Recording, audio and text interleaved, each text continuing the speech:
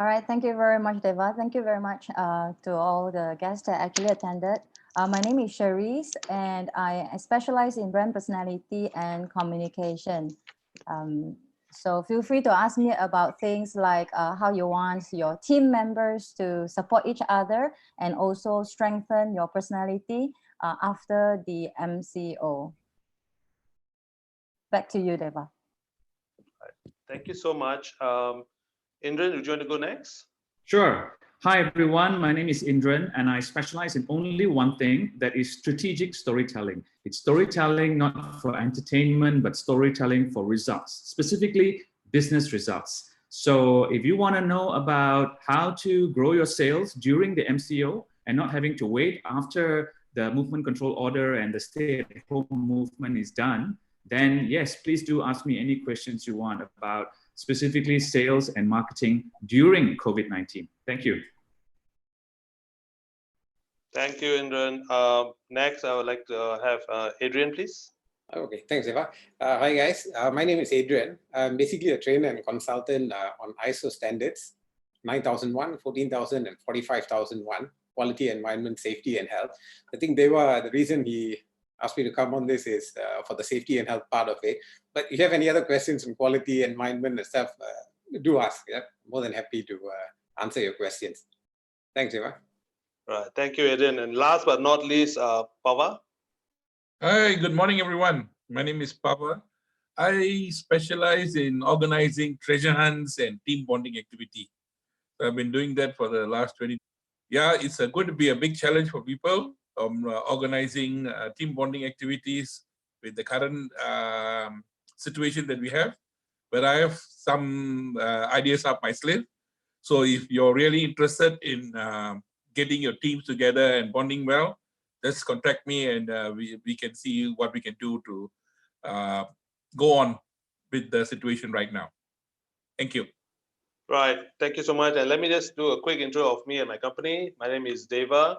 I am with Agency Pekerjaan MCO Executives India Berhad. We are a Malaysian company. We've been in the environment for 6 years.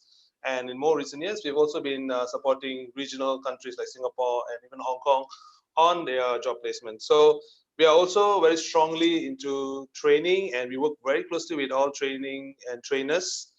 So this is one of the ideas we came across when we realized that while trainers are all available, the MCO might have made them inaccessible right now. But this is a great platform. Digitalization is a great platform. But let me start with this. Yeah. So yesterday we had the news, another 2 more weeks of being at home, but several industries are allowed to work. Now, I guess the first thing is like, how do we keep ourselves and our people around us safe when we go out on about? I guess, Adrian, this would be right about your area.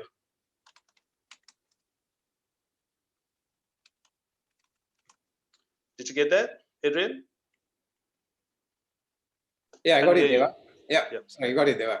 So yeah, I mean, 2 things to look at. One is if you're going out to get stuff, groceries for the house, and second is, if there are certain industries going to restart, So if you're talking about just going out, getting groceries and stuff, I think there are pretty a lot of guidelines from CDC, WHO, as well as KKM. Basic things like, social distancing, like staying at least 6 feet away, covering your mouth and nose.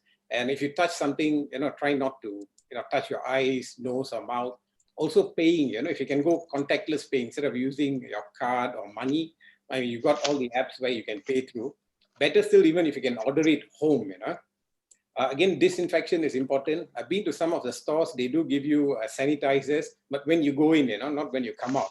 So it's good if you have your own hand sanitizers around, and once you go back home, your car steering wheels and all that, it's good if you can actually, wipe it down. Yeah.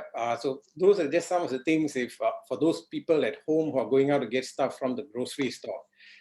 Getting back to work, getting people back is another challenge, because once they come back, so are you going to carry out temperature checks? Because a lot of companies were doing that before the MCO came out. So are we going to do temperature screening? So if you're going to do it, how long you're going to do it for? The procedures that you currently have for emergency preparedness and response or business continuity, yeah.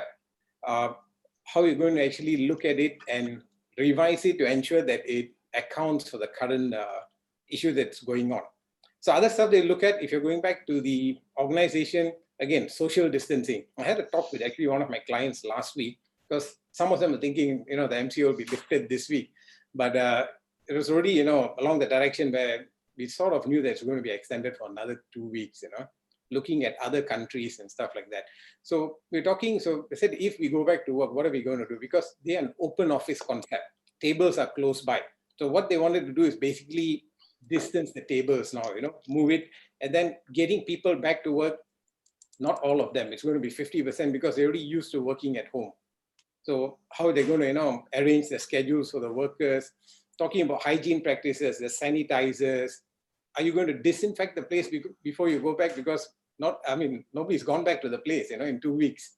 And those offices which has got high vacs, centralized air conditioning systems, if it's not been used. So things like that. So now again, filters that are used in the office, Of course, HEPA filters are good, the high efficiency particulate air filters. But again, how many are willing to invest on it? That's another thing you need to consider when you go back. Again, workers in the office. It's something that you need to inform them that, don't share your computers, your phones and stuff like that, right? And probably now you need to basically wash, wipe your computers and phones more often than before. Again, meetings in the office, if it's going to be more than 5 people or 10 people, it depends on how the organizations are going to go about it. Are you going to have it in person, or is it going to be, via Skype or some other meeting platform? Yeah, so these are some of the things that, they need to look into. Again, travel. I'm sure nobody's going to travel that fast going out, because we've got a lot of platforms, social media related platforms where you can actually have your meetings and things like that. Companies which have canteens, a lot of things to look at. Again, food. Are you going to serve? Are you going to cook it there? Are you going to serve it there? Or you're going to have packed food? Again, do you want staff to go into the canteen and eat, or you allow them to eat on the desk if they bring food from home? So these are a lot of things that you need to consider, because again, disinfecting the canteens and all needs to be looked into. Public transport, if they're going to use it, what are the safety precautions that need to be taken? If there are elevators in the building, usage, again, you need to talk to the building management on what kind of actions they are taking to disinfect the place. So actually a lot of things they need to look into, but again, it starts off with the policies and procedures. You need to get something solid in place before you can go back. The MCO is a good time. You can sit at home, you can do that, right? You can come up with a procedure, right, on how to actually have a policy or procedure on return to work. This is not going to be like a normal return to work where somebody, meets with an accident, injured, and then they go to a doctor, they get a clearance, go back to work. I don't think in this time it's possible with the number of people, Not everybody can actually go to a doctor and say, hey, declare me fit to work. Yeah. So these are some of the things that you need to look into.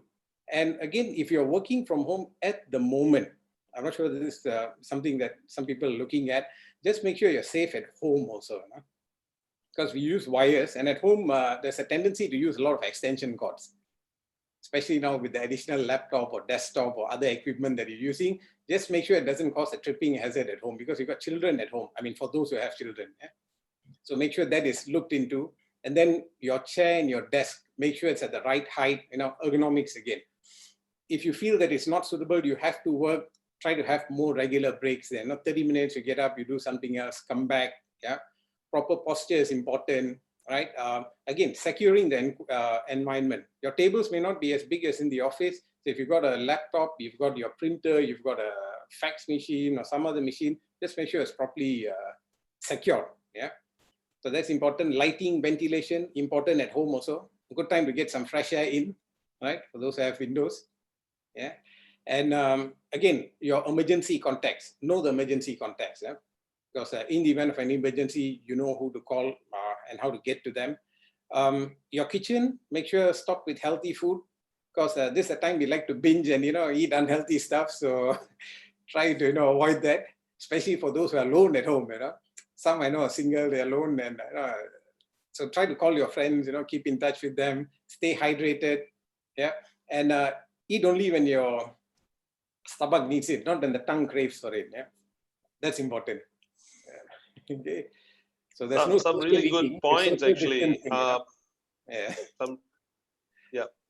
Some really good points, Adrian. I think everybody's going to, I'm in particular going to fail on the number 7, eating when you want. I think I already failed. And, At home, and another thing that's about this unfortunate, right? Yeah, sorry, there's another thing important at home is to clean and disinfect the high-touch surfaces. For example, your table, chairs, doorknobs, switches, remote controls, and stuff like that. So yeah, those are just some tips, some info on. Great. If you can just elaborate on a few, so I think you've done some really good points here, Adrian. And I wanted to ask you about how would business leaders and business owners actually, get the people back, welcome the team back to office. Is there a need to disinfect the place? I think you've talked a little bit about that. But I think what will be very unique and helpful if you can give a little bit more in terms of your documentation, the ISOs and all. When you say return to work policies, right? Mm-hmm. Is there something you that like a document that the business leaders need to have in place? Because good to have. You're absolutely right. You need to have a document in place so that it's consistent in the company. It's not that somebody implements A, another person implements B. So at least you have a common understanding on what needs to be implemented. Again, if you ask me, some organizations have an emergency preparedness procedure which is common. I would suggest to have this as a supplement because it's a different situation. You have different controls that need to be taken at the workplace. Yeah. So that is why even during this MCO, it's very important for business leaders to communicate with the staff. Yeah. So when they go back, again, communication, policies and procedures are one. Posters are another thing. Your morning briefings or toolbox talks, those are other avenues that they can actually use to communicate to the staff on what is required during this period and the return to work, after return to work. Right, excellent. I mean, I think some really good points to ponder, and definitely we want to take this further, and we will talk a little bit about that later. But I guess like what the Prime Minister said, this is unprecedented. I mean, never have we seen this in the world, right? Nowhere have people been in movement control globally, and I don't think very few countries are not affected by this. But so when we finally get the opportunity to go back into the working area, how can leaders manage their people? Okay. See, one thing, Deva, what you absolutely said, if you ask someone about this situation, or you would have told them there's going to be a global pandemic, nobody would have sort of believed it. Before 2020, right. Nobody expected it, right? So again, business continuity planning, very important. What staff will want now is reassurance. Sure. Thanks, Adrian. But from another perspective, Charis, would you want to comment on that one? You're on mute, Charis. Sorry. All right. I would just say that it was very sudden that when these things happened, that everyone has to be locked down, and a lot of work has been pending. And suddenly now, after 3 weeks and another 2 more weeks, that we have to stay locked down. And I believe a lot of people have been going back to their normal life. That means they stay home with their family, and most probably not everybody actually communicate with their team members. And it will be a good time, because we have another 2 more weeks right now, it will be a good time for team leaders to take that lead, to be able to actually communicate and also find out a little bit more about their team members at this point of time. Especially, we can see that people are actually posting a lot of things in the social media. We are not very sure whether they are affected emotionally or not. A lot of people not knowing what else they can do at home. In fact, there are much more that can be done, such as we can actually go online, like go into seminars and upgrade our skills.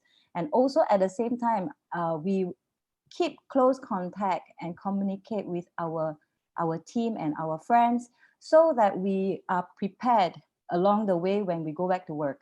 And those people who actually work together in a team, and it will be good that it's time to fine tune their strength.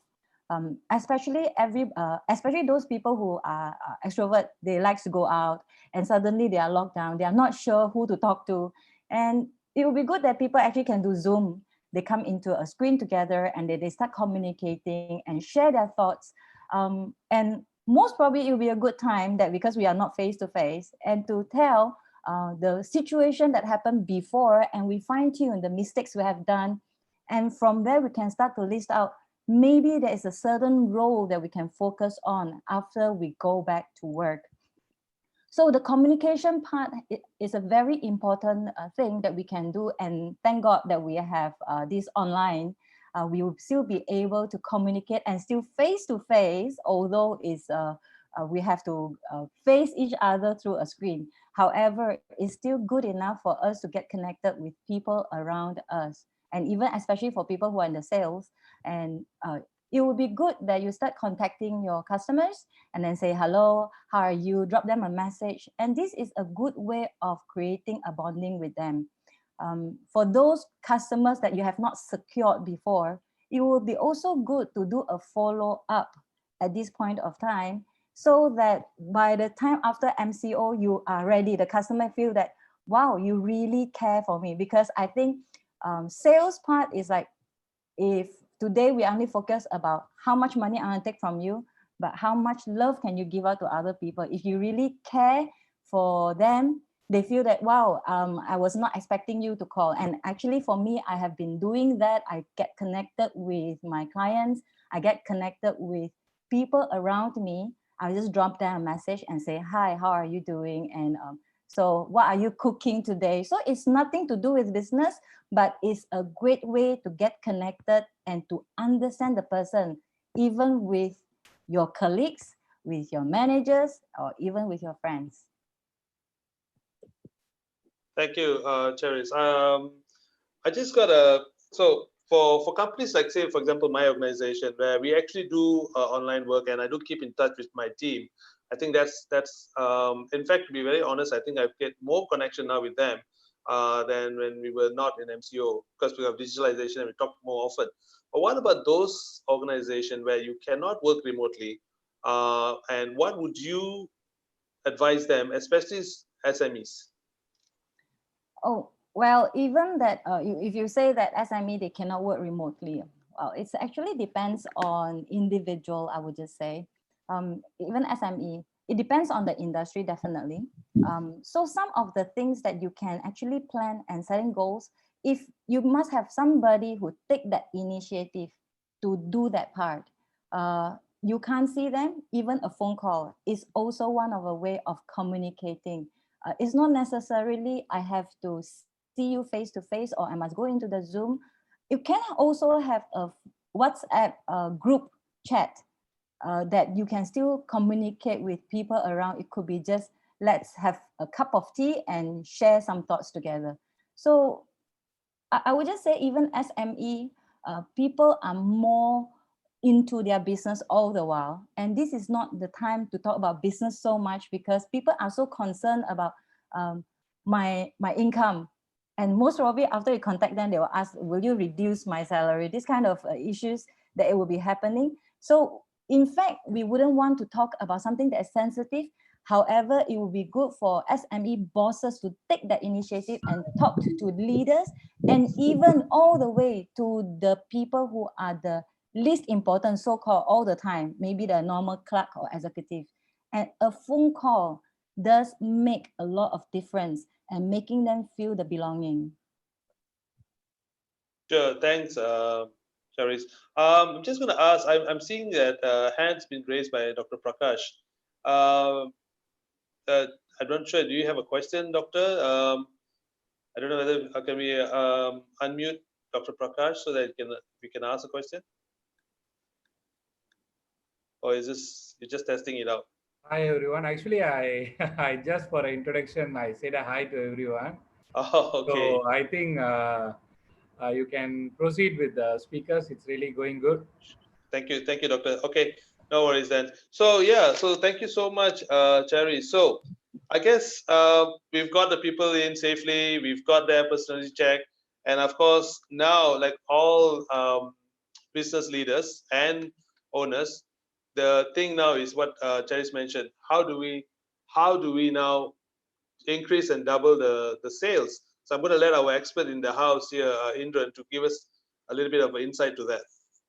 Okay, so obviously, the audience, hi everyone. For those of you who just joined, welcome to this panel discussion. We're basically now talking about specifically how to grow your sales during MCO rather than waiting for MCO to be over. So one of the things, before that, I hear some interruption. So if you're not on mute, now is the time to go on mute. Okay, now so let's get back to the point, like how you want to grow. And I think the point that you really want to talk about and think about right now is what industry are you in right now? So there are some industries where, for example, it's a restaurant industry, or you're a hotel, or you are a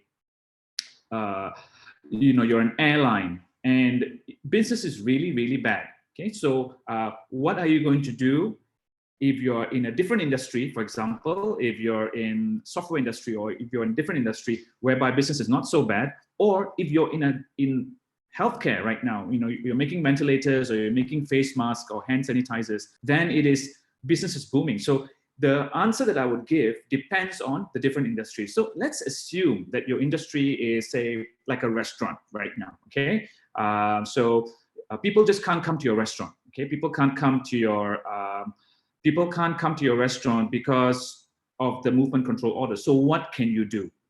So before I get to the restaurant example, let me give you 3 key steps that you need to look at. Okay, and I call it the 3M strategy, not the 3M mask, but it's 3 M's. Okay, so the first M is money. You need to look at how much money that you have right now for your business survival. Because if you don't have enough money to even survive for the next 3 months, it is a very difficult situation, and you need to do different things. But just say, for example, that your business is not too much affected by the COVID-19 situation. So then what you need to do is you need to look at, okay, how much can I invest in advertising, for example? Because it's an opportunity now that advertising becomes very cheap. And AirAsia did this strategy during the 1997 Asian crisis, right? The Asian financial crisis. And this is how they got a leg up, because all the airlines stopped advertising during SARS, for example, right? Everybody stopped advertising, and AirAsia bought really cheap advertising and won the mind share of people, and they got a leg up on their competitors. So right now, you can take a leaf from AirAsia's book and say, hey, my competitors are worried, my competitors are sleeping, my competitors are shocked, and they are still recovering. What can I do quickly to get some ground? Because what happens right now is during any crisis, especially now during COVID-19, the playing field becomes leveled. So if you're a small player, you can actually gain a lot of ground if you know what you're doing. Okay, so the first thing is money. Know how much you are able to spend on your marketing or your goals. Okay, once you do that, then it moves to the next one, which is called the model. Okay, so I say that most people are waiting for MCO to finish so they can get back to normal. My thinking is that things will never ever be the same again, right? Some things will change forever. Yes, some things get back to normal, but some things will change forever. And to do that, you now need to understand, what is it going to change, right? What's going to change? And how can you, if you want to help your customers during COVID-19, their needs have changed. Their needs have completely changed. For example, if you're a restaurant, if you're a coffee cafe serving coffee in the morning, your customers are not coming anymore. They're making coffee at home, right? So how are you going to do that, right? To be able to win sales from that. So you need to look at a new way of satisfying your customers. You can't be serving them coffee in the morning anymore. It doesn't work. So you got to go back and look at your business value proposition, right? And understand what sort of value. So that's the second one, is the model, right? So the first one is money. How much money you have, how much money you have to survive, and how much money from there, how much money can you spend on marketing and sales expenses. The second one is pivoting your model to suit the new customer needs, because customers' needs have changed completely now. for many of your customers. They are still customers, okay? They are still having a lot of needs, but it's just that your current value proposition, your current product services, your current way that you are servicing your customer is not working anymore, okay? And then the final one is actually the messaging. So once you looked at the money and you understand the model, then you go and look at the messaging. So for example, how are you going to communicate your new value proposition to your customers? And if you don't have a new value proposition, how can you communicate anyway? How is your messaging right now to your customers? So a lot of people right now, they're so busy with their own issues, right? That they don't really want to contact the customer, right? Because they feel that, you know what, if I try to sell to the customer and I make a sales call to the customer now, they're going to scold me. They're going to get angry with me because they're going to think, you know, how can you be so insensitive? I'm having a lot of challenges right now and you are trying to sell me something. So, you know, that kind of old way of selling or your old approach, you need to just put it aside for the moment because it's not going to work right now. So my advice to salespeople who cannot sell, who don't have a product and they don't have a new business model that they can communicate value to the client at this point of time, then my advice is stop selling, start serving. That's it. Stop selling, start serving, because think what you can do to help your customer. Think if you came across an article that helps become more mindful, or you can share it with your customers, or like what Cherise said, you know, just call up the customer and just ask them how they are doing, just human to human. Because what normally happens, right, is when there's a problem, when anyone goes through a problem, they and if somebody helps them during the problem, they will remember that person, you know. So if you keep quiet now and you say, hey, I'm not going to disturb my customer because, you know, they are going through their issues, and after this MCO is over, or after 6 months is over, or whatever, however long this thing takes, right, and then you go back to them and say, hey, hi, I'm back, they'll be like, hey, where were you when I needed you? You know, where were you all this while? Now when times are good, you're back again, right? And not only that, you know, think of the last time you were in a difficult situation, you were in a crisis, you were in a problem, you know, you remember who helped you, but at the same time, you also remember who did not help you. So don't be in that category where they say, my God, you know, this person, you know, basically ignored me all this while, and all of a sudden now they're back just to make a sale, and you come across very insincere, inauthentic. So the messaging, again, just to recap, the first one is the model. The first one is the money. Look at how much cash you have. Do scenario planning. Okay, if my sales goes down for even more, what do I have to do? And all this kind of scenario planning. Look at opportunities with what you can do with how much marketing budget you have right now. Okay. Second one is look at the messaging, because look at the model, because the model, the business model has changed, right? And then the final one is look at the messaging, which is how you are going to communicate in a new way to your client. And one more thing I want to add before I move it over to back to Deva, about messaging, is that there's a theory called cognitive load. And what that means is that, you know, right now, we are fully involved in this whole virus, COVID-19, stress and stuff. So, you know what, we're checking our phones much more often. We're getting online much more often. We're reading the news much more often. And what that means is that there's a lot of noise, and we're inundated with a lot of messages, okay? So, so I'm going to give you a quick hack, right, to make things simple. So if you're going to communicate anything to your customer, right, if you're sending an email, if you're sending an email with 3 paragraphs, make it 1 paragraph.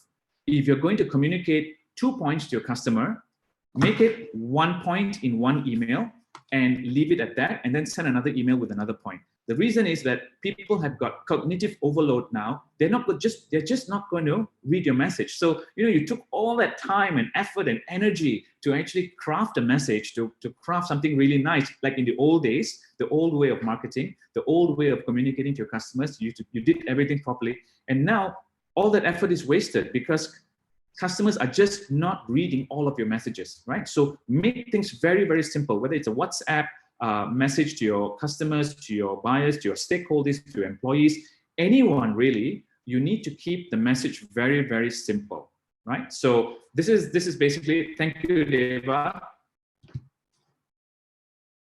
I think it's you made it very simple, the 3M. Now it's like, yes, we know about it, but now that you've structured it very well for us, Indra, so thank you so much. I think I took a lot of information out of this, and just to point to elaborate what Indra just said, I totally support the servicing message, because I do keep in touch with my clients right now, and one of a big manufacturing client I have who usually does about, say, $1 million project. He told me that he even took a project for 28,000 just to keep him and his team busy and to service the client. You never know when the bigger project will come, when things are open. Now this guy is big project guy, but he's supporting a smaller player just in case, to keep himself busy, and then maybe you never know. There is going to be other opportunities later. Now, a lot of industries are affected. In fact, tourism and what Indra mentioned, F&B and airlines business is impacted. So if there are clients out there who are in this industry and they ask for a longer term payment or some 3 months sort of a plan, I think this is a good time to give it to them if you can give it to them. Yeah, that's great, Indra. Thank you so much. And I think I'm going to go into a very interesting topic now. So how do we manage outdoor activities? Right. So Pava, you're the expert here. We're going to love to get some insight from you on that one. Hi, thank you, Deva, and thank you, Indran, Adrian, and Cherise. Very good insights. All right, thank you very much. Yeah, team bonding and treasure hunt. This is what I've been doing, and when team bonding events are all conducted, where we get people to be together in close proximity, we travel, and we do it outdoors, outstation. So suddenly these things are all a no-no now, right? So people be wondering, what do we do? Another thing, humans by nature need each other. They need to touch. They need to be together.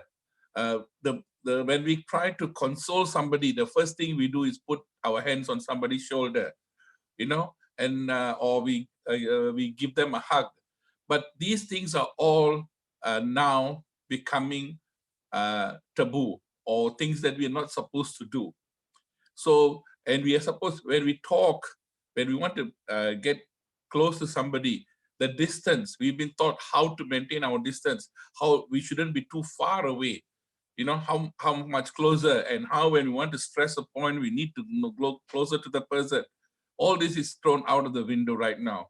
Adrian had very well put all the policies and things on the safety aspects of it. I agree with him totally. But while we do this, the human side of us are being questioned. So, well, it's going to be challenging, but we still need to see how to work it out. Okay, we can't just sit down there and say, complain, this is not right, that's not right. We need to do something. So post MC, I would break it down into two approaches on how we're going to do outdoor or team bonding and treasure hunts. Okay, one would be immediate and one would be long term. The immediate one, even when I say immediate, it's post MCO. And in post MCO also, we need to go and do it gradually. Just like we heard earlier, that when we go back to work now, the least thing on their mind is to actually organize a team bonding activity or a treasure hunt or things like that. People got different things on their mind. The workers coming in, they are worried whether they're going to be employed for a long time, right? They're wondering whether the job is going to be there. The government has given them given instruction that people shouldn't be laid out during the MCO. What about post MCO? So people will be coming with that thought.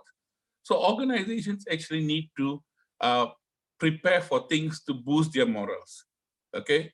So the second phase would be to do things outside. That means maybe in 6 months or 7 months, how when we take these things outdoors, actually when people gather some confidence in going, what are we going to do? Like Adrian said, vaccinate the place, put in infrared thermometers, making sure, giving people assurance that the transport providers, the venue providers have done their part to disinfect their place. We have put in procedures to identify it. Even when you talk about going for team bonding activities, whether people, when they stay in the hotels, can we put them in a single room instead of a twin sharing basis? Yeah, it's going to cost more. This is where we need to speak to the venue providers, the hotels. What are we going to do? We are all having a slowdown now. How can we work together to get these people to come? We need to give them confidence, and we need to work on these things. Even in the buses, usually there's 44 people in a bus, but now maybe we should reduce it to 22 so that one person is sitting in each seat, not close down, rubbing shoulders with the other guy. These are things that are not easy. It's going to cost more, but we need to think, okay? And the activities that we do, usually we have activities that are physical. People say about social distancing, but I say about physical distancing.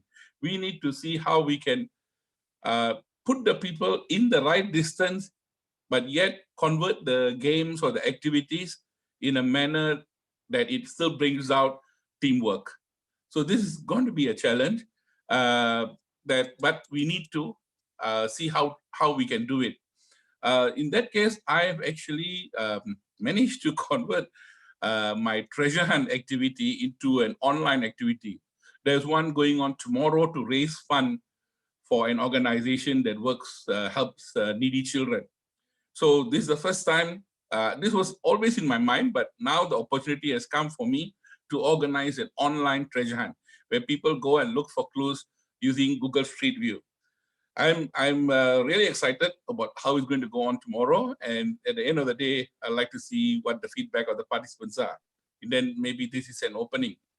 The other thing is, like Indran said, find out what the businesses need. So I've thought about it, and now most businesses are going online. They're selling their products and services online. When they go online, they need to get traffic to the businesses, to their websites, to their social media platform. So what I have in mind is to organize an activity or like a treasure hunt where people can actually go onto their websites. That will be some way of actually attracting traffic. So I would think that this is what I would do immediately in the near future, hoping that some of this, when Deva called and said we are having this talk, and I said none of us are experts at this, at the situation. We are experts probably at the fields we do, but we are not actually. We don't have a plan, and we can't go and tell this is going to work because no one has experienced this. All right, we are going to get input from everybody and try out, and some of us are going to excel. Some of us may be thanking COVID-19 later for being brought the innovativeness in us to come up with new stuff. So that's it. Then the other thing that the question is about, are we prepared to face this kind of thing later? Another incident in 10 years down the road or 5 years down the road. I always think about this, whether we could have been prepared. Actually, we could have. We had so many lessons. But I think when we want to think about these things, being prepared, it comes with redundancy, right? To be prepared, you must have redundancy. You must have extra than what you need now. Then only you can be prepared. But redundancy means extra cost. So if corporates, businesses are going to have the mindset just to make more money, or individuals are just going to put our importance on earning as much as we can, then it's going to be difficult to have redundancy, have planning, have things put in place to make sure that should such an incident come back later, whether we be prepared. I'd like to touch on another thing. Adrian had said a lot about how we are supposed to be safe with our handphones, clean our phones at our workplace, whether we share our handphones or phones with others, things like this. But we are also supposed to think about other things that we have taken for granted about cleanliness. We Malaysians, we go out, we eat anywhere. We buy back food packed in newspapers. We don't feel bad about it, not in a proper hygiene type of container. So this is something that we are so used to, we are taken for granted. And now we got to change that. It's going to be difficult, but we got to keep trying, and we got to spend more money, effort, time on cleanliness.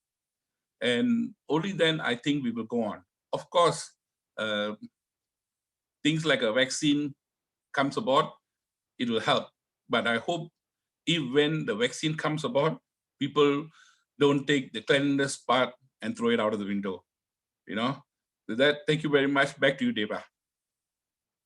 Thanks, Pawa. So, I mean, talking about cleanliness, just want to elaborate a little bit over there.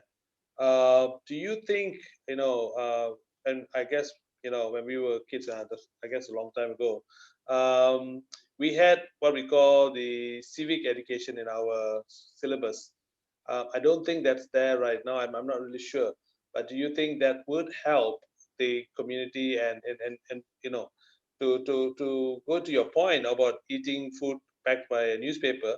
Now, I know some people might say, what's wrong with that? Of course, it's chemically, newspapers are full with chemicals, right?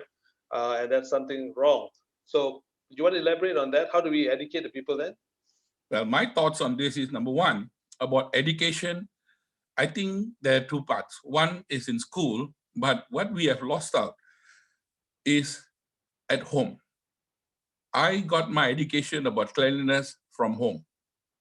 And that is where I think we as parents have to instill, not just educating the children, but also practice. Children, basically, they at a very young age follow what the elders do. They just follow, they copy.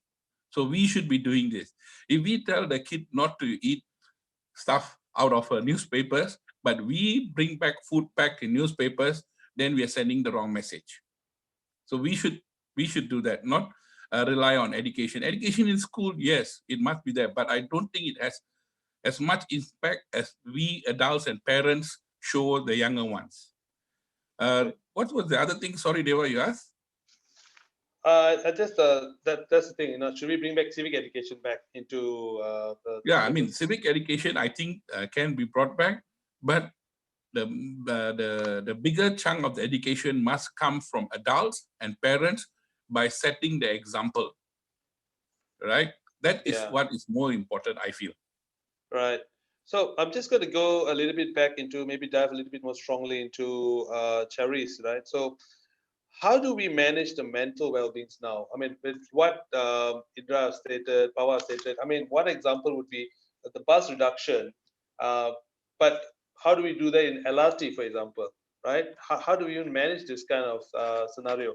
And so I guess this all will have some form of mental health or mental wellness thing. Do you want to talk a little bit how we can manage this? Sure. Okay, maybe I will just add on a little bit point about getting food that is wrapped up in a newspaper. And we all know that we have to go eco-friendly. So it's our responsibility to bring our food into Tupperware, right? And also in fact, I've been talking about dining etiquette a lot for the past 10 years.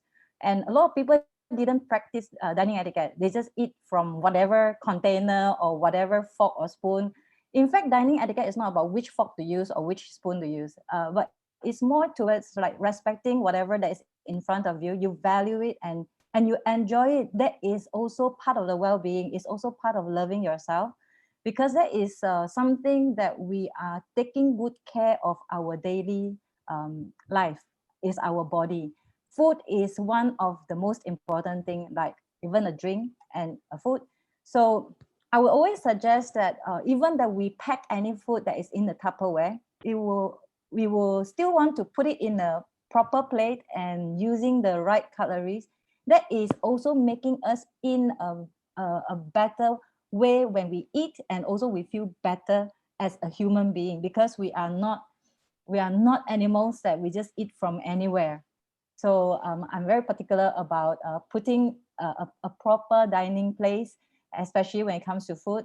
That is a main source of energy that gives us. So we're talking about well-being. I would say this is a best time, especially another 2 more weeks of lockdown. Every human being, we all are very different. Everyone has their own personality. We are all unique. And the thing is, a lot of times we have been very busy with our work. We've forgotten about the most important thing, which is me. About me, which is the most important, because if I don't feel good, I cannot give anything that is good out to other people. So it's a good time for us to do the decluster. We have to remove whatever that is unnecessary. We have this kind of a habit that we, especially I would just connect with women. Every time they open their wardrobe, they will say, I don't have anything to wear. And most probably they will turn to the husband and say, darling, I'm lack of one in my wardrobe. So they will always keep on buying, but there's always lack of one. Why is it so? Because it's not that we are greedy, it's just that we are never satisfied. And with the wardrobe, it become a mess, because what other people have it in the wardrobe, we also tend to put something into the wardrobe. It's like a competition thing. And they most probably take up the whole wardrobe, and most of men only get a small little space for themselves and thinking that, okay, now I don't need such a big wardrobe. So when you actually open up your wardrobe and you start decluster your mess, and you will realize that you have a better clarity about your personality. When we have a better understanding about ourselves, we will feel more positive, because it's always the well-being. What was the well-being part is when we feel good, when we feel right, when we feel clear. When we are not clear, we will be looking at everywhere for information, which I believe that what Indran's saying is true, that we have loads of information that is flowing into our brain, and most of the time we can't digest. So why not we simplify it in our lifestyles, including the food that we eat, including the clothes that we wear. We simplified it into a way that belongs to our personality. And from there, of course, we just say that a little bit of exercise will definitely help. Of course, I'm not asking you to do something that is very unsuitable for your knee, or maybe you have a back problem, but there is definitely a type of exercise that you can do. Even you just swing your hands and then you just walk around in your house, taking the staircase. All these are little movements that you can do that make you sweat a little bit, because it's still talking about you have the toxic, you want to detox your body. And eating right food, it's also part of it. Like I've seen a lot of Facebook, a lot of people become a good chef right now. Most probably they never cooked in their whole lifetime, and suddenly I can see overflowing of food, and people are baking cakes, and most probably don't even know how to bake cakes. Yeah, that is an excellent skill that we actually pick up. If that is something that you feel good of doing it, and why not? So it's also part of it, that do things that actually make us feel good, but simplified it is the key word here. We do not need so much. We have to go back to basic. The basic part, we only need, the most important thing that we need, of course, we need water and food, but we need love.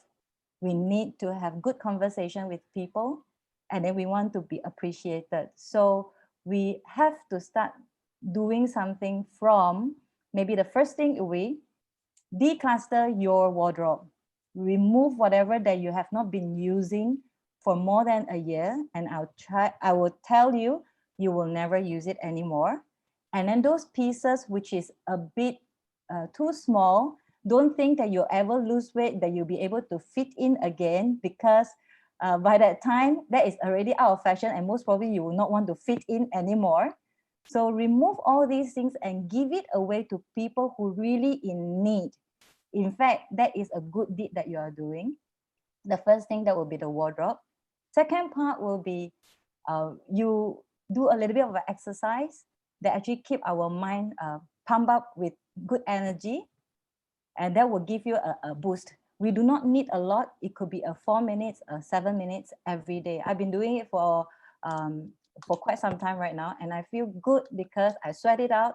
And after I take my shower, I feel fresh and I can kickstart my day, whether is it reading a book or doing something in front. And the third thing, of course, definitely our food intake. We do not need lobster, crabs, or good steak, or whatever, a chicken chop, or all these things. In fact, we only need to have good nutrition in our body that make us feel good, because we do not move so much nowadays. So we do not need to eat so much, in fact. And definitely we must replenish ourselves with lots of water. It was a heavy, I would say, everybody was going into the boba tea and craving for boba tea, and everyone was so crazy about it. We all do know that that is not the healthy drink, but just because we like it, so we start drinking it. And most probably people are actually ordering and bring it back home right now, just to ensure that they actually feel good after drinking it. In fact, the sugar level, you'll be shocked when you see that you consume that level of sugar into your body. So water is still the best source. So that will be simplifying the lifestyle that you have, making yourself feel so good. And of course, talk to your family members instead of browsing the Facebook all the time. We can still have our Zoom meeting, but we still want to spend some quality time, sit down together to have dinner, which we never had so much of chance last time. And this is a good time, and have a good conversation. I would say when we feel good, the positivity is there. There is no problem with our well-being. Back to you, Deva. All right, thank you so much, Cherise. That was a lot of good insight to what we need to do. Just want to go a little bit back to what Pawa earlier said about outdoor activity. And Adrian, I want to bring you into the conversation. You talked a little bit about hand sanitizer and all that. Do you want to give a little bit of elaboration on it? Because there's a lot of hand sanitizers right now in the market. And there is also, I understand, some risk factor when you do hand sanitizer and say cooking. Do you want to elaborate a little bit on how we can, better protect ourselves by using this essential thing at the moment right now? Yeah, sure. Again, hand sanitizers, at least 60% alcohol content. And as you rightly said, if you're cooking at home, or in the restaurant, you would have what you call access to soaps and stuff. So that would be an alternative to use, But again, if you're using a soap, make sure, you wash for at least 20 seconds. That's the guideline. Because some of them tend to wash very fast, Just put it on, okay, I've soaped it, let me go off. Just coming back to what Pawa said earlier also, talking about civic mindedness. For me, I always believe, education starts at home. Yeah, you can expect educational institutions to give it to you, but nothing better than it coming from your parents, or whoever are close to you. So that's one part of it. Again, on the health and well-being part, because mostly when we talk about safety and health, we leave out the health part of it. Health is an important component, especially in organizations, because when you identify hazards in organizations, you normally look at the safety part. You look at physical hazards, chemical hazards and stuff. You don't look at the health part in terms of bacteria, viruses, other things at the workplace or even at home. So again, when you talk about health and well-being, you're talking about mental health also. So I think Cherise touched on that, Indian to a certain extent, yes. So how are we going to ensure that staff are actually kept engaged during this time? So some companies have got something known as an employee assistance program where they can subscribe to, or the leaders can get more involved. That's what Cherise and Indran also mentioned, and also Pawang. Talk to your staff as much as you can, because these are the people, they are like your family, especially when you go to an organization. You spend more time with them than you spend with your family. And now suddenly you're not spending, spend more time, talk to them and stuff like that. So the mental health part is very important. I'm not a psychologist or a doctor, so I don't want to go into the, what you call the medical side of it. Okay, another important thing I want to say is the environment. We always neglect the environment, And as what Cherise rightly mentioned just now, the food that you eat.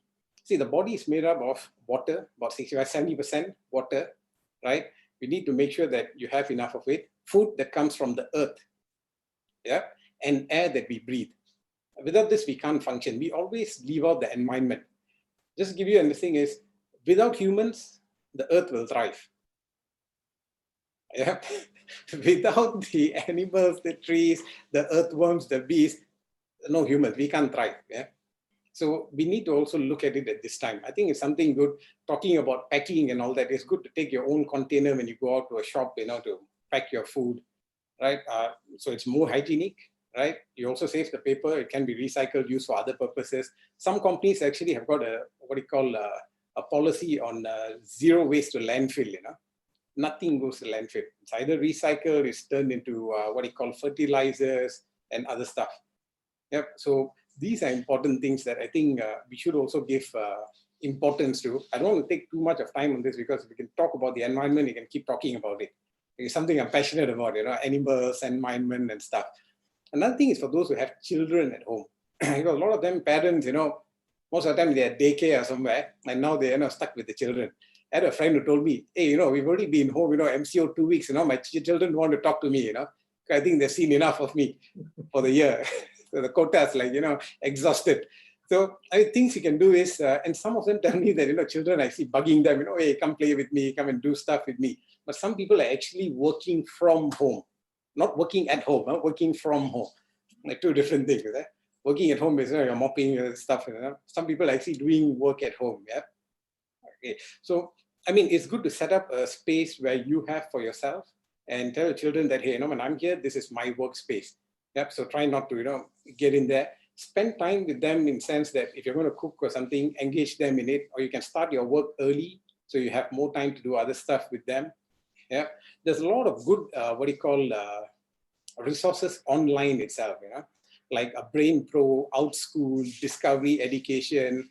You can even go for a travel online. Like, Power was saying earlier, he wants to do it online. I thought you could give the name as Web Hunt instead of Treasure Hunt, So, this is just a thought. So you got travel and leisure where you can actually visit museums overseas, so you can do that with your children. There's a lot of good resources online. Yeah. Again, physical activity is what Sherry rightly said. Yoga is one of the best exercises that I've ever seen. But again, yoga is not just exercises, twisting your body and stuff. It's also about meditation, breathing, and a lot of other things. Yeah. But one of it is exercising. Yeah. And if you ask me, the rate of injury is much lesser in yoga if you do it the right way. You have the right instructor. Yeah? I'm not a yoga instructor, but just telling you. Yeah, so these are things that you probably want to look into also.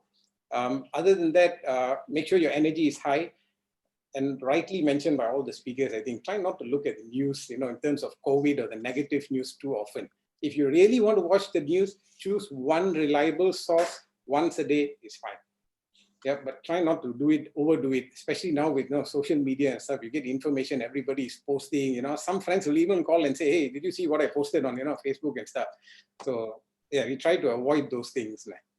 Yeah, so try to fill in more positive stuff, talking to the family, to friends and all that. Yeah. Right. Indra, you look like you want to say something, but if you're... No, it's good. It's good. Right. I may add later to what Charisse has said, but we let the speakers. Great. What I'm going to do now is we're hitting the 60-minute mark now. So it's been a great sharing. I want to wrap it up by giving each of our panelists some time to talk about what it looks like in their landscape and anything else they can add into this communication. And then I want to see if there's any questions from our participants. If there is, then we'll take one or two questions. So let's start. In no particular order, anybody who wants to start, go ahead. Just wrap up and say whatever you think. How does your landscape look like in the next 6 months, and what can you or how can we work together this?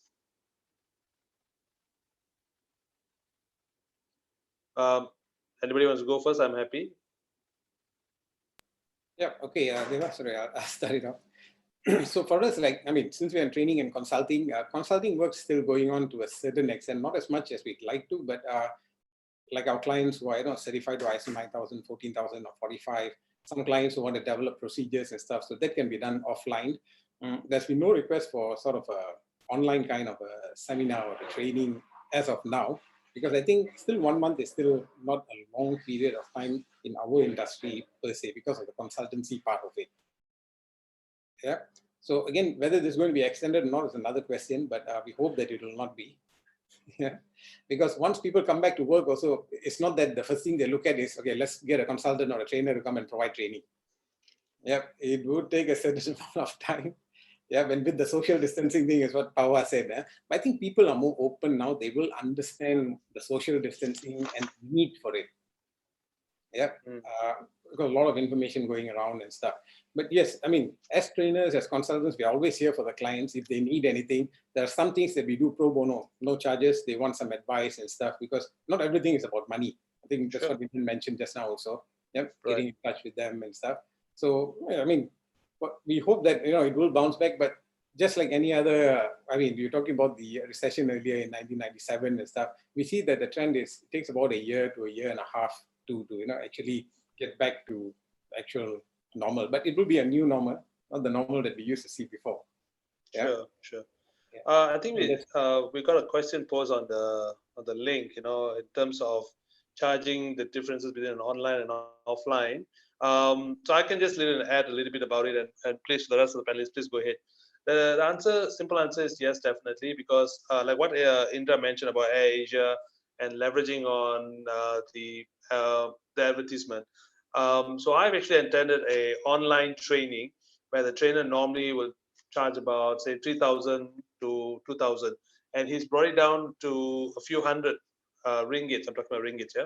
So, and it's definitely something, because it's if you're doing a physical training, you spend a whole day, but if you're doing online training, you spend about 4 hours. But it's still worth going in and understanding and learning. Trainers are giving out discounts, but I think as people realize that it's not going to be very different from a physical training, I think the rate might still, you know, be back to normal. That's my view. What about the rest of y'all? What do y'all think about that question? Go ahead, Pawan. Yeah, as far as charging clients, even we don't talk about whether putting the trainings online, even the face-to-face, the normal kind of activities that I plan to do. I've said earlier that we need to add on to disinfect, having thermometers and all this. This is going to cost us more, but that doesn't mean we pass it to the client, because we are going to be facing with a lot of clients who are going to have either their business go very low or in a recession, and people are going to be very thrifty where they spend money. So it's up to me and my associates who come together with me, that means the venue providers, transport providers, where we can relook and how we can give this extra bit to our clients, being sensitive to the environment that we are now, right? We must see how much profit we want to make. We must understand that we probably cannot want to still make the same amount of money we used to do. We all have to come with a mindset that way, where we all help each other, the whole community around here, to come out of this. Yeah. Thank you. Anyone else want to take it? Go ahead. Yeah, okay. So it's a great question, because this is a real problem that people are facing right now. They are in an online environment. For example, if you are a trainer, or if you are in a restaurant or whatever, and now you want to do deliveries, right? So how much should you charge? And to me, we have to go back to basics. And what is the basic? The basic is, how much value are you adding to the customer? Because the customer is going to pay for value. Let me give you an example. There are a lot of hand sanitizers in the market right now that are highly overpriced. They are highly overpriced, but they are being sold because there's the demand and the supply, because the customer sees the value of buying that even at a higher price. So it's how you articulate that value. Another example is, I was talking to a supplier who is dealing with ventilators, which is highly in demand right now. And the typical cost of a ventilator is between 15 to 20,000 US dollars.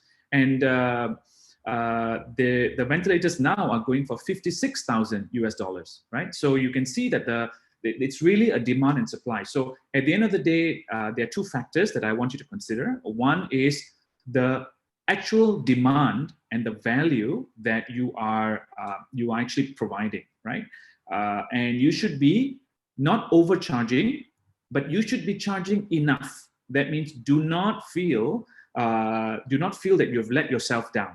Okay, you should be charging a fair amount.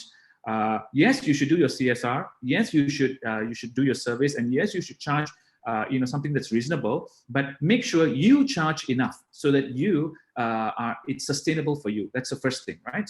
And the second one that you have to consider is the affordability. So one is the demand on the customer, and the other one is the affordability. So sometimes the affordability is actually way down. So if you're inflexible and you say, you know what, no, I'm going to charge this much, you might end up with no customer, or you might end up with much less. Okay, so understanding the affordability of your customer. So I can see, as what Deva said, it's what Pava said, right? A lot of times the customer does not have that money right now because they are very anxious about the future, and they're really watching everything that they spend. They're really careful because they don't know if they might have a job in 3 months from now, right? So for in that sense, if that's your kind of customer, then you need to look at their affordability, like what can they spend? Because they can spend. The truth is they can spend because they are earning, they can spend, and they are spending right now. So it's looking at their share of wallet and understanding what is your value. So the key here, I talked about the 3 M's, right? The money, the model. Once you get your model right, the messaging. So your messaging, how you articulate your value, is absolutely critical right now, because they must be able to see and understand your value. Then they're willing to pay for it. But otherwise, they will just say, oh, typically the online model, right, is like, you know what,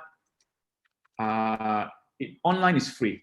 Things online are free. If you look at Udemy, if you look at all these courses, right, they have got amazing courses from all these Harvard professors, and then it's just all online is free. So people have this imagination, or they have this perception that online is free. But at the same breath, there are people who are making tens of millions of US dollars selling information products online as well, right? So it's a good idea to actually look at how these people are actually doing it. And they were doing it way before the COVID-19 crisis started. So understanding that selling offline is not the same as selling online.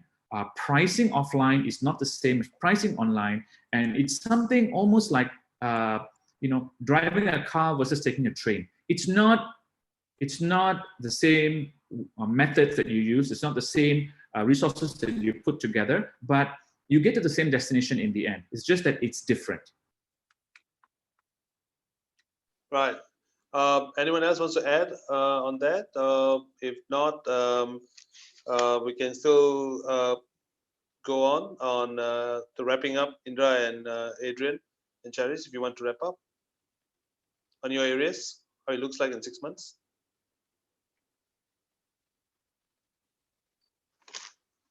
Well, basically, there is we can't predict what will happen soon. There is not even knowing that the increasing or it's going to be decreased along the way. However, I would just say that we just have to ensure about our own value.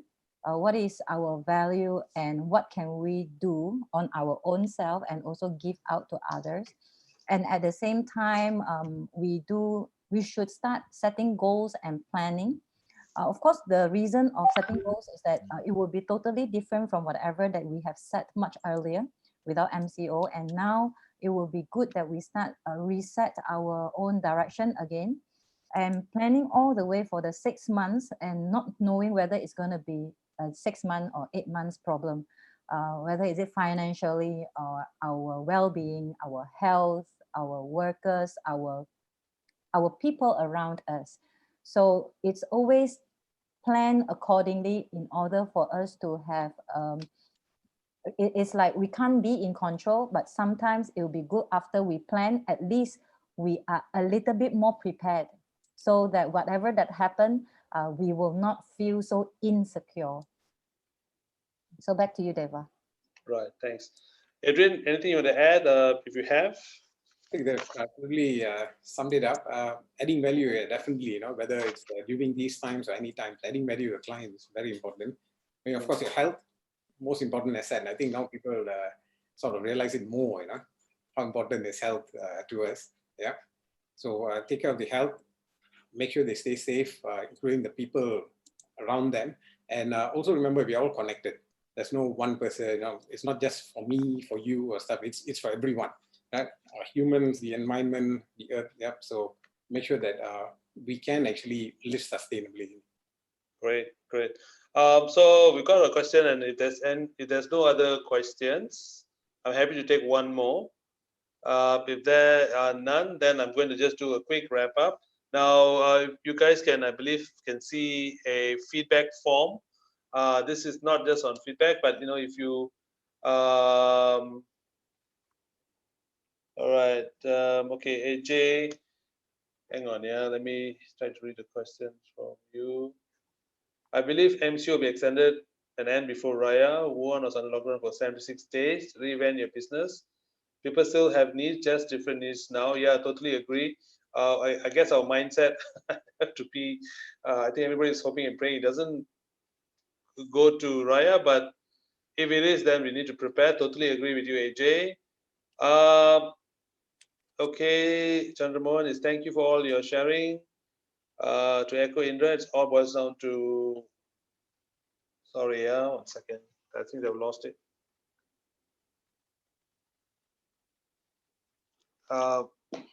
Okay. Right. Okay. So if there's no other questions, I'm just so I'm just going to wrap up all the major points I see, and I'm sure everyone else has picked up also. But these are the major points from our expert panelists. Now, starting again, Charis did talk about two very important things, which is about dining etiquette, which I think is going to be very important for us as we move forward, and declustering our environment, starting with our wardrobe. I think these are very simple but effective steps. Thank you for that, the points. Indran, as usual, gave some valuable points on how to increase sales. The 3M, which is a good simple model, and I kind of like the Air Asia strategy. So let's also invest where we can strategically to increase our business. And right now, to take the opportunity out there. Adrian, I think everybody would love to see. In fact, I would like to reach out to you also after this and talk to you about the return to work document, which has to be proper, which has to be supporting of our team members when they come back.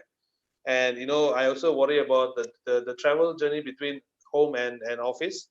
So and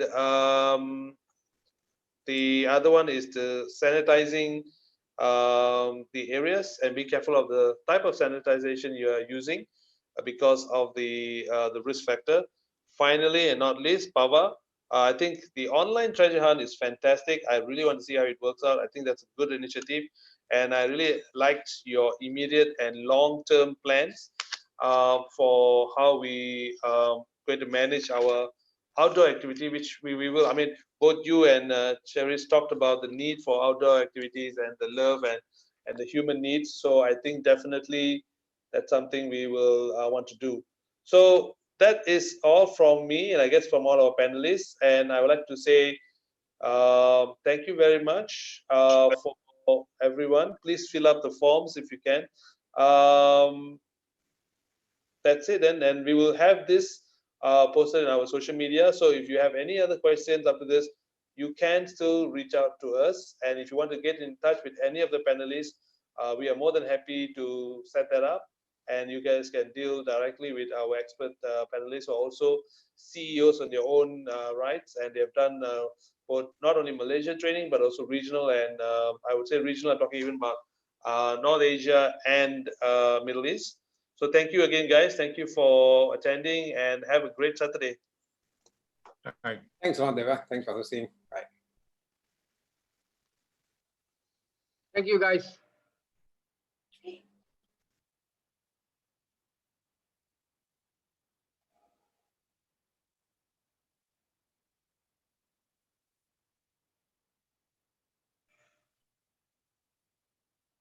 And for the panelists, we're going to get into another quick Zoom, very quick one. So Puka will set that up. So I'll see you guys in a bit. Yeah. Right. Bye.